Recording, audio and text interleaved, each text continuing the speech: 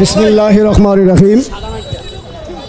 আমরা 2025 সালে একটা স্লোগান শুনেছিলাম, আমার পুলিশ আমার দেশ, বৈষম্যহীন বাংলাদেশ। কিন্তু যখন আমার ভাইয়ের রইস হত্যা হলো, আমার ভাইয়ের বিচার চাইতে যখন গেলাম, তখন একটা স্লোগান শুনলাম, আমার পুলিশ আমার দেশ, বৈষম্যের বাংলাদেশ। প্রিয় উপস্থিতি, আমার ভাইয়ের রইসের একটাই অপরাধ ছিল, সেই ফিলিস্তিনির পক্ষে ঢাকা 26 তারিখের সমাবেশে গিয়েছিল। এখন আমরা আজকে এখান থেকে ঘোষণা করব, আমাদের নেতৃবৃন্দ যারা আছে সবার কাছে আমরা অনুরোধ করব, জীবনে বহুত মানববন্ধন বিক্ষোভ মিছিল করেছি, এই দেশের প্রশাসন থেকে শুরু করে তারা সুন্নিদেরকে নরম বাবা শুরু করে দিয়েছে।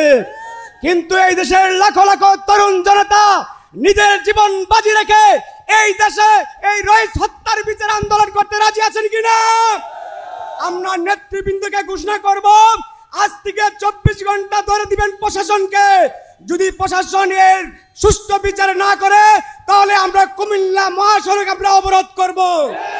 যদি এর পক্ষে জীবন দিতে হয়, লক্ষ লক্ষ তরুণ জীবন দিব, ঠিক কিনা?